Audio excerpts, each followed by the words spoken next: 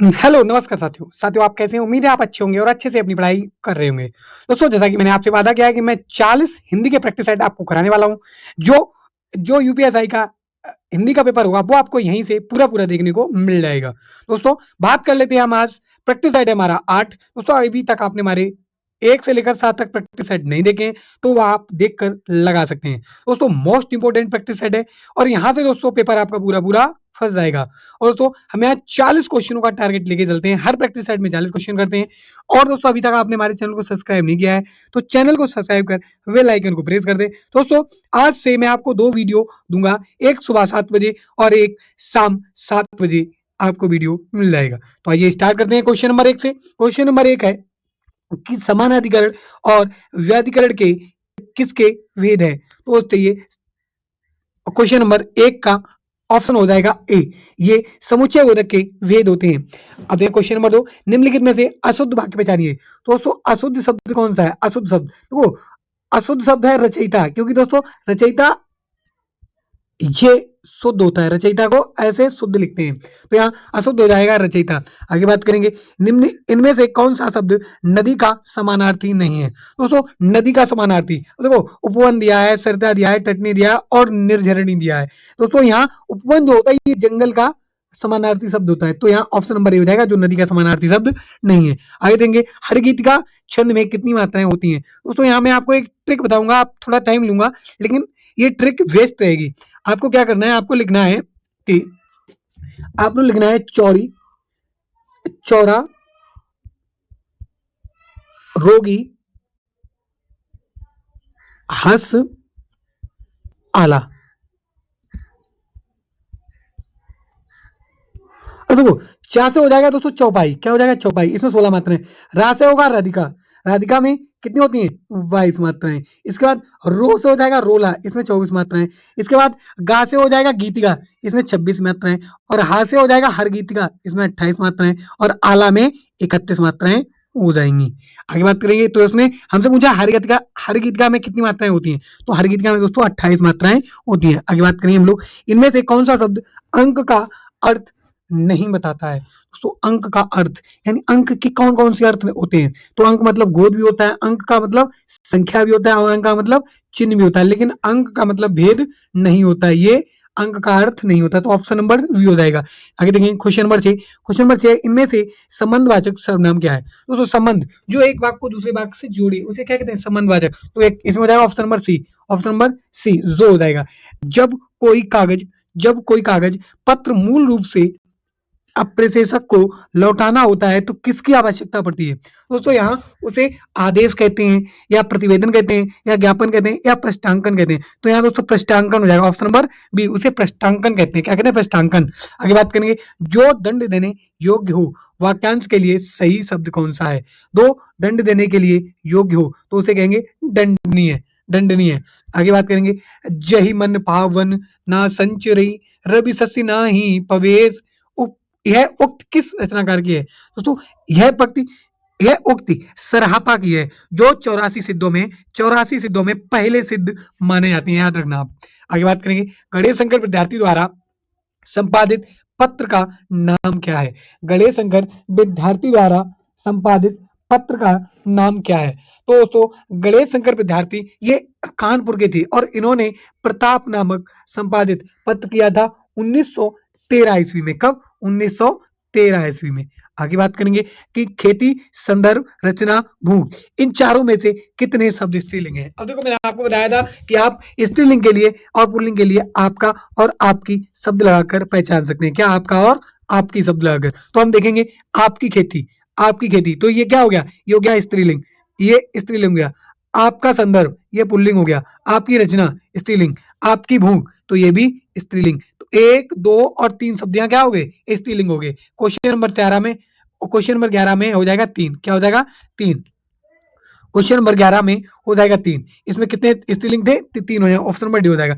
हिंदी के किस रचनाकार को प्रथम भारत भारती सम्मान मिला था? तो दोस्तों हिंदी के प्रथम भारत भारती सम्मान महादेवी वर्मा जी को मिला था। यह सम्मान उत्तर प्रदेश हिंदी संस्थान द्वारा हिंदी साहित्य के लिए दिया जाता है। आगे बात करेंगे क्वेश्चन नंबर 13। क्वेश्चन नंबर 13, इनमें से कौन सी भाषा भारतीय संविधान की 8वीं अनुसूची में नहीं है? तो 8वीं अनुसूची में दोस्तों कितनी भाषाएं हैं? 22 भाषाएं हैं, और इसमें मिजो जो होती है वो भारतीय संविधान में नहीं है। आगे बात करें क्वेश्चन नंबर 14, आविर्भाव का विलोम होता है। तो आविर्भाव का विलोम ये होता है तिरोभाव। क्या होता है? तिरोभाव। आगे बात करेंगे क्वेश्चन नंबर 15। दोस्तों अभी तक आपने हमारे चैनल को सब्सक्राइब नहीं किया है तो चैनल को सब्सक्राइब कर बेल आइकन को प्रेस जरूर कर दें। आगे देखेंगे पूर्वी हिंदी। पूर्वी हिंदी की दो बोलियों का सही युग्म कौन सा है? तो पूर्वी हिंदी में कौन कौन सी बोलियां आती हैं? तो पूर्वी हिंदी में आती हैं अवधी बघेली और छत्तीसगढ़ी। तो अवधी बघेली, देखो अवधी ब्रजभाषा ये गलत हो गया, अवधी मगही ये भी गलत हो गया, छत्तीसगढ़ी और गढ़वाली ये भी गलत हो गया। तो अवधी और छत्तीसगढ़ी ऑप्शन नंबर डी हो जाएगा क्वेश्चन नंबर 15 का आंसर। आगे बात करेंगे हम लोग कि क्वेश्चन नंबर 16, 9 दिन चले अढ़ाई कोस। 9 दिन चले अढ़ाई कोस मुहावरे का अर्थ क्या है दोस्तों? तो इसका ऑप्शन नंबर ए दिया गया है काम में मन नहीं लगना, ऑप्शन नंबर 2 है ज्यादा समय में कम काम करना, या ऑप्शन नंबर सी है ज्यादा समय में थोड़ी ही दूर जाना, या चलने में कमजोरी महसूस करना। तो इसका ऑप्शन नंबर वी हो जाएगा कि ज्यादा समय में कम काम करना। आगे बात करेंगे चतुराई शब्द में कौन सा प्रत्यय है? तो देखो यहाँ हो जाएगा चतुर प्लस आई, चतुर प्लस आई, चतुर प्लस आई हो जाएगा चतुराई, आई ऑप्शन नंबर वी हो जाएगा। आगे बात करेंगे क्वेश्चन नंबर 18 की। क्वेश्चन नंबर 18 है 18 और 19 देखेंगे दोस्तों। क्वेश्चन नंबर 18, मूर्धन्य अल्प प्राण घोष व्यंजन वर्ड का उदाहरण कौन सा है? अब देखो मूर्धन्य में दोस्तों मैं आपको बताया था कि के टी एम दो ओ, तो के में कंठ का वर्ग, और ये हो जाएगा टी में तालु, ये हो जाएगा चावर, और एम में मूर्धा, एम मतलब मूर्धा, ये हो जाएगा टावर। क्या हो जाएगा? टावर। तो इसमें टावर आता है, पहले तो क्या आएगा? टावर। अब टावर्ग में हम लोग जैसे देखेंगे अल्पप्राण। ये दोस्तों अल्पप्राण कौन कौन से होते हैं? अल्पप्राण होते हैं 1, 3 और 5 जो विषम होते हैं। और घोष कौन से होते हैं? तो घोष होते हैं दोस्तों, घोष होते हैं ये 3, 4 और 5, सॉरी 3, 4 और 5, दोनों में कॉमन क्या मिलना? 5, 5। अब 5 नंबर पे क्या आएगा? तो दोस्तों 5 नंबर पे आएगा इंग्या। क्या आएगा? इंग्या, ऑप्शन नंबर वी हो जाएगा। आगे देखिए मूर्ति देवी पुरस्कार किन संस्था द्वारा प्रदान किया जाता है? तो दोस्तों मूर्ति देवी संस्कार, मूर्ति देवी पुरस्कार ये भारतीय ज्ञानपीठ संस्था द्वारा दिया जाता है। किसके द्वारा? भारतीय ज्ञानपीठ पुरस्कार द्वारा दिया जाता है। आगे बात करेंगे आजकल हिंदी पत्रिका का प्रकाशक कौन है? आजकल हिंदी पत्रिका का प्रकाशक कौन है? दोस्तों आजकल हिंदी पत्रिका का आजकल जो पत्रिका है इसका प्रकाशक कौन है? दोस्तों इसका प्रकाशक कौन है? क्वेश्चन नंबर 20 है। ऑप्शन नंबर ए दिया है, ऑप्शन नंबर दिया प्रकाशन विभाग, ऑप्शन नंबर 2 केंद्रीय हिंदी संस्थान, ऑप्शन नंबर 3 भारतीय भाषा परिषद, ऑप्शन नंबर 4 भारतीय संस्कृति संबंध परिषद। तो इसमें हो जाएगा ऑप्शन नंबर ए प्रकाशन भाषा विभाग द्वारा। आगे बात करेंगे क्वेश्चन नंबर 21 की कि आज मुझे बहुत काम है, इस वाक्य में बहुत किस प्रकार का विशेषण है? देखो तो दोस्तों आज मुझे बहुत काम है। अब ये काम की क्या बता रहा है? विशेषता। काम की क्या बता रहा है? विशेषता बता रहा है। ये परिणाम बता रहा है कितना है कितना नहीं है। तो यहाँ हो जाएगा परिणामवाचक, ऑप्शन नंबर वी। आगे बात करें इनमें कौन सा वाक्य आस्तिक शब्द का लिए उपयुक्त है? दोस्तों आस्तिक मतलब एक होता है आस्तिक, एक होता है नास्तिक। आस्तिक मतलब भगवान को मानने वाला, नास्तिक भगवान को न मानने वाला। तो ऑप्शन नंबर सी हो जाएगा ईश्वर के प्रति आस्थावान, इसे कहते हैं हम लोग आस्तिक। क्या कहते हैं? आस्तिक। अभी बात करेंगे 9वां विश्व हिंदी सम्मेलन कहाँ हुआ था? दोस्तों आपको विश्व हिंदी सम्मेलन याद कर लेने, क्योंकि दोस्तों हर प्रैक्टिस सेट में एक विश्व हिंदी सम्मेलन पूछा जाता है। दोस्तों 9वां विश्व हिंदी सम्मेलन ये जोहान्सबर्ग दक्षिण अफ्रीका में हुआ था। कहाँ हुआ था? जोहान्सबर्ग दक्षिण अफ्रीका में हुआ था। आगे बात करेंगे क्वेश्चन नंबर 24। दोस्तों अभी तक आपने हमारे चैनल को सब्सक्राइब नहीं किया तो चैनल को सब्सक्राइब कर बेल आइकन को प्रेस जरूर कर दें। दोस्तों वह मेरा मालिक है, इस वाक्य में वह किस प्रकार का विशेषण है? वह किस प्रकार का विशेषण है? दोस्तों वह मेरा मालिक है। तो दोस्तों वह मेरा मालिक है, दोस्तों वह मेरा मालिक है। अब देखो ये सर्वनाम के आगे आया तो इसे बोलते हैं सर्वनामिक विशेषण। आगे बात करेंगे अनुच्छेद को पढ़कर दिए गए प्रश्नों का सही उत्तर चुनिए। तो आइए बात करते हैं 25 से 27। छायावाद हिंदी साहित्य के आधुनिक युग की वह काव्यधारा है जो लगभग 1916 से 1936 तक प्रमुख युगवाणी रही है, जिसमें प्रसाद निराला, पंत महादेवी आदि प्रमुख कवि हुए और स्वच्छंदा जिसकी मूल प्रवृत्ति है। छायावाद की प्रवृत्तियों को का दर्शन 1916 के आसपास दिखाई देने लगता है और छायावाद नाम का प्रचलन 1920 के आसपास हो चुका था। मुकुटधर पांडे ने 1920 में जबलपुर में स्त्री शारदा पत्रिका में हिंदी में छायावाद शीर्षक 4 निबंधों की एक लेखमाला प्रकाशित करवाई थी। संभवतः छायावाद के नाम का यह पहला प्रयोग था। सरस्वती में छायावाद का प्रथम उल्लेख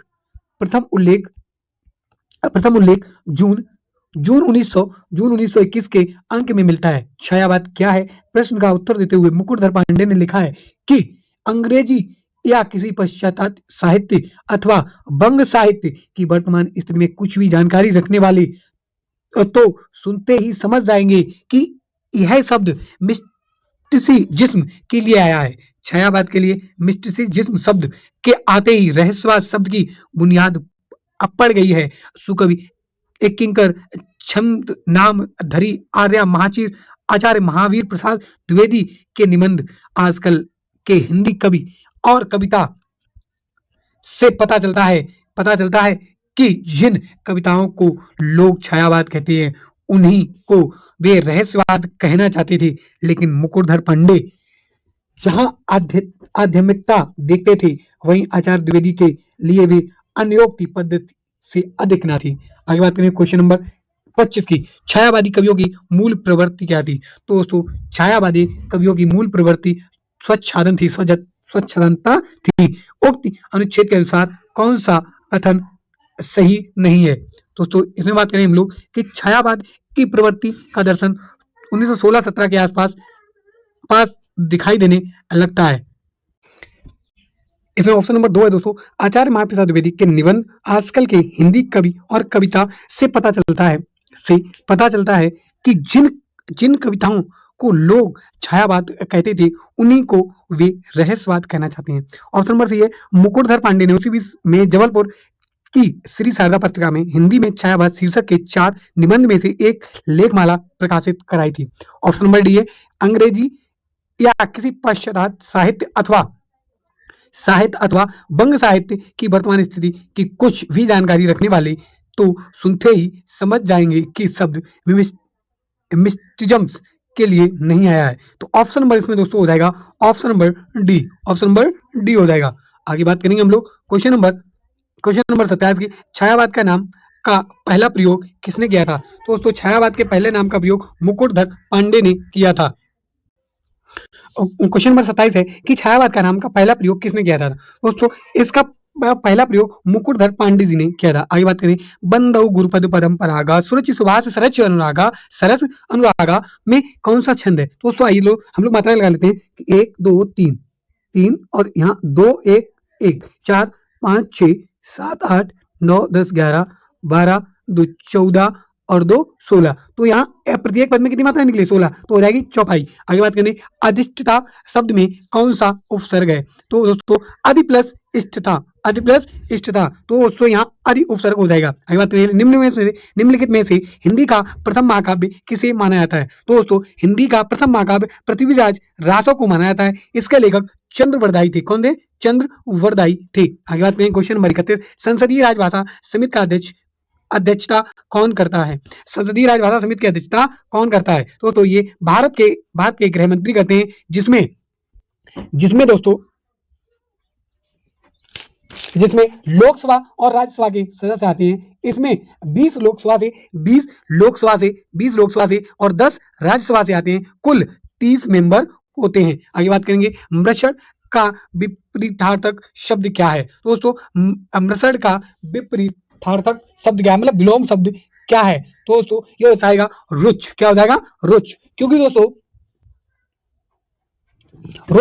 रुच हो जाएगा। आगे आते हैं क्वेश्चन नंबर 33। समूह का पर्यायवाची निम्नलिखित में से कौन सा है? दोस्तों समूह का पर्यायवाची कौन सा है? दोस्तों समूह का पर्यायवाची होता है वृंद। क्या होता है? वृंद होता है, सॉरी। आगे बात करेंगे क्वेश्चन नंबर 33। क्वेश्चन नंबर 34 है, वो क्वेश्चन नंबर 34 है। प्रतापीय अलंकार इनमें से किससे संबंधित होता है? तो दोस्तों प्रतापीय अलंकार इनमें उपमा से संबंधित होता है। किसे? उपमा से संबंधित होता है, क्योंकि दोस्तों ये उपमा अलंकार का ही विपरीत रूप होता है। किसका? उपमा अलंकार का विपरीत रूप होता है क्या? प्रतापीय अलंकार, जहां उपमेय को उपमान से श्रेष्ठ बताया जाता है। आगे बात करेंगे। पूर्वी हिंदी का विकास किस भाषा या किस अपभ्रंश से हुआ है? तो दोस्तों ये सौरसैनी अपभ्रंश से हुआ है। किससे अपभ्रंश हुआ? किससे? सौरसैनी अपभ्रंश से हुआ है। सॉरी दोस्तों, सॉरी, ये अर्धमागधी से हुआ। किससे हुआ? अर्धमागधी से, सौरसैनी नहीं, यहाँ दोस्तों अर्धमागधी होगा, अर्धमागधी होगा, पूर्वी हिंदी अर्धमागधी। आगे बात करें, इसमें अवधि बघेली और छत्तीसगढ़ी भाषाएं आती हैं। आगे बात करें, द्रगत, रूजत, टूटत, कुटुम्ब, जुरत, जुरत, चरु, चतुरचित, प्रीत, यह कथन किसका है? तो यह कथन बिहारी जी का है और बिहारी सतसई से लिया गया है। क्वेश्चन नंबर देखेंगे 37, निम्न पंक्तियों में से कौन सा रस है? जैसे उड़ी जहाज छो पंछी, उड़ी जहाज को पंछी पुनी जहाज पे आवे, मतलब जहाज से उड़कर कोई पंछी पुनः जहाज पर आता है। ऐसे ही दोस्तों इसमें भक्ति रस हो जाएगा। क्या हो जाएगा? भक्ति रस, कि जब मनुष्य या किसी भी वस्तु या किसी प्राणी का मन कहीं नहीं लगता है तो वो अपने भगवान के पास ही लौटकर आता है। आगे बात करेंगे, क्वेश्चन नंबर 38, मूल अकर्मक धातुओं के साथ प्रत्यय जोड़कर बनाएगी क्रिया कौन सी धातु कहलाती है? तो दोस्तों ये असंधित असकर्मक धातु कहलाती है। आगे बात करें, क्वेश्चन नंबर 39, बाढ़ पीड़ितों की सहायता के संबंध में पत्र लिखा जाता है। दोस्तों बाढ़ पीड़िता के संबंध में पत्र जिला अधिकारी को लिखा जाता है। किसे? जिला अधिकारी को। क्वेश्चन नंबर 40 देखेंगे, अंतिम क्वेश्चन है आज का दोस्तों, निम्नलिखित में से कौन सी पुस्तक प्रेमचंद द्वारा लिखित नहीं है?